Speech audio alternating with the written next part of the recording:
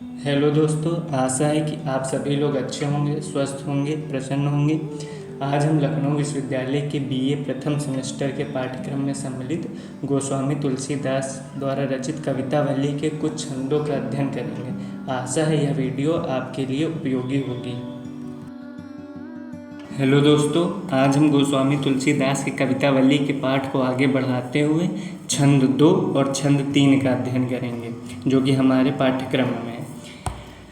अब पहले इसका संदर्भ देखते हैं। संदर्भ पूर्ववत ही रहेगा कि प्रस्तुत पद्यांश हमारी पाठ्य पुस्तक मध्ययुगीन काव्य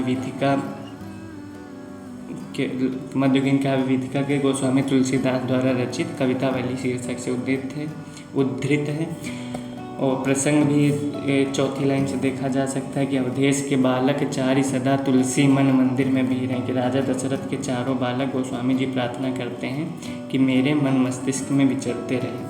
अब शब्द के अनुसार इसका अर्थ देखते हैं। कबहू सच मांगत आर्य करें। कभी सच का अर्थ होता है चंद्रमा, मांगने की आर्य अर्थात हठ करते हैं। आर्य का अर्थ होता है हठ। कभी चंद्रमा मांगने की हठ करते हैं।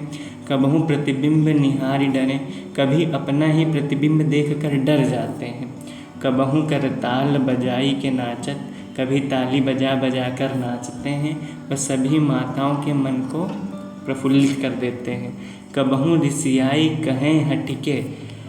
कभी रिसा कर अर्थात रूठ कर हट करते हैं। और जब हट करते हैं तब लेत सोई जहिलागी अरें। तब अरें का अर्थ बताया हट करना। तब जिस वस्तु के लिए हट करते हैं वह लेकर ही मानते हैं। राजा दशरथ के चारों बालक सदैव मेरे मन मंदिर में निवास करें, ऐसा तुलसीदास जी की प्रार्थना है। अब देखिए यहाँ पर डरें, भरें, अरें, बिहरें, रें रें रें रें, इसकी बार बार आवृत्ति हो रही है और अंत में इसकी आवृत्ति हो रही है, इसलिए यहाँ पर अंत्यानुप्रास अलंकार होगा। और इसमें विशेष देखते हैं क्या है। एक विशेष यहीं पर मैं बता देता हूँ कि कबहू प्रतिबिंब निहारी डरें। कभी प्रतिबिंब देखकर वे डर जाते हैं। प्रतिबिंब का अर्थात जो भक्त ईश्वर के पीछे, भगवान के पीछे सदैव प्रतिबिंब के समान लगा रहता है, उसको देखकर भगवान डर जाते हैं। यहाँ डरने का अर्थ है कि भगवान उसकी इच्छा को नकारते नहीं हैं, सदैव उसके मन के अनुरूप ही कार्य करते हैं। देखिए यहाँ पर विशेष क्या है। यहाँ भगवान के बाल स्वभाव का वर्णन किया गया है। जो भक्त, यहाँ पर भक्त होगा, जो भक्त प्रतिबिंबवत निरंतर अनुगामी रहता है उससे प्रभु डरते हैं, अर्थात उसकी रुचि में अंतर नहीं पड़ता है। ध्वनिसाम का गुण है, अर्थात जब हम लोग इस पंक्ति को बोलते हैं या पढ़ते हैं तो ध्वनि की बार बार समानता आती है। भक्ति रस है। अलंकार स्वभावोक के अलंकार है, क्योंकि यहाँ पर भगवान के स्वभाव का वर्णन किया गया है। अंत्यानुप्रास अलंकार है, जैसा पहले बताया। छंद सवैया है। भाव साम है। अहम भक्त पराधीनो, ये शायद भागवत से लिया गया है कि मैं भक्त के पराधीन हूँ, जैसा कि प्रथम पंक्ति में मैंने आपको बताया है। तीसरे छंद को देखते हैं, जो कि हमारे सिलेबस में है। बरदंत की पंगत कुंदकली अधराधर पल्लव खोलन की। अधराधर अर्थात होता है, यहाँ अधराधर का अर्थ होता है ओठ। अधराधर का अर्थ होता है ओठ। कुंद एक पुष्प होता है, उसकी कली, ये श्वेत वर्ण का होता है। ये एक पुष्प है, एकदम श्वेत वर्णी पुष्प है, श्वेत रंग का पुष्प है। दंत का अर्थ दांत होता है। पंगत का अर्थ पंक्ति होता है, यह लाइन जिसे हम कहते हैं, जो लाइन लगती है वो वाली लाइन। अधराधर पल्लव खोलन, तो देखते हैं क्या कह रहे हैं यहाँ पर कि ओठों कि अधराधर पल्लव खोलेंगे। देखिए आपको पता होगा जो ओठ होते हैं उनका रंग हल्का लाल या गुलाबी होता है। वो कमल का पुष्प आपने देखा होगा, उसका भी जो पंखुड़ियाँ होती हैं वो गुलाबी होती हैं। तो उससे देखिए कि भगवान के ओठ कैसे हैं, गुलाबी रंग के हैं। तो गुलाबी रंग के ओठों को खोलना और उनके बीच में कुंदकली के समान श्वेत वर्ण की दांतों की पंक्ति का होना। अधराधर बर का अर्थ होता है, यहाँ पर एक श्रेष्ठ अर्थ होता है, एक बर का अर्थ होता है वर्ण। वर्ण का अर्थ होता है रंग। दांत का रंग क्या होता है, श्वेत।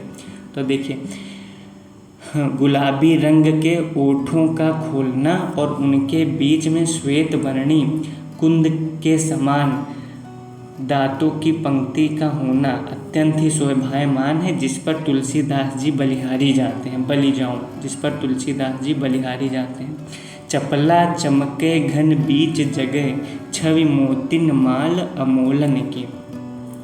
और जो मोतियों की माला पहने हुए हैं बालक राम, और उनकी छवि कैसी, अमोल मोतियों की माला पहने हुए हैं, उनकी छवि कैसी लग रही। चपला चमके घन बीच जगह, चपला का अर्थ बिजली, चमके अर्थ चमकना, घन बादल। ये चपला जैसे बादलों के बीच में बिजली चमक रही हो, वैसे ही मोतियों की माला हुए प्रभु प्रतीत हो रहे हैं, क्योंकि प्रभु का, राम जी का वर्ण क्या है, श्याम वर्णी है। वो मालाएं कैसी हैं, श्याम वर्णी प्रभु हैं। वो मालाएं कैसी हैं, श्वेत वर्णी हैं। तो श्याम वर्णी के बीच में श्वेत वर्णी ऐसे चमक रहा है जैसे काले बादलों के बीच में बिजली चमक रही हो। घुंघराली लटें लटके मुख ऊपर, भगवान के मुख के ऊपर घुंघराली लटें अर्थात बालों के गुच्छे लटक रहे हैं। कुंडल लोल कपोलन की, कानों में जो कुंडल हैं वो लोल अर्थात हिलते हैं। कहाँ पर, कपोलन पर, गालों पर कानों के कुंडल लटक रहे हैं। और सुंदर सुंदर इन बोलन की, यहाँ पर भगवान के मधुर बोल कानों के कुंडल गालों पर लटकते हुए और मधुर मधुर बोल ऐसे प्रतीत होते हैं, इतने सुंदर प्रतीत होते हैं कि तुलसीदास इन पर अपने प्राण भी न्यौछावर करने के लिए प्रतिबद्ध हैं।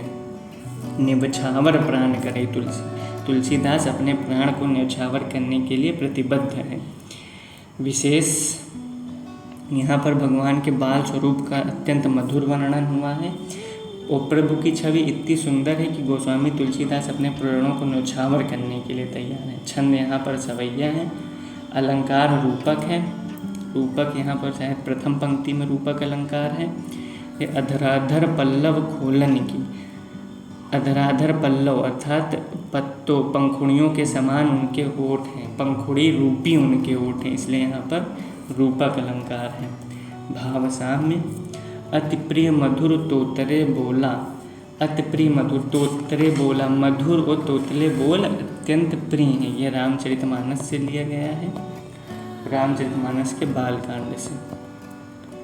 ये हम लोगों ने छंद 2 और छंद 3 की संदर्भ प्रसंग व्याख्या विशेष छंद अलंकार भाव विषाम देखा। इसके आगे हम छंद 4 का अध्ययन करेंगे। आप सभी का इस वीडियो में अंत तक बने रहने के लिए बहुत बहुत धन्यवाद। आशा है आप हमसे आगे भी जुड़े रहेंगे।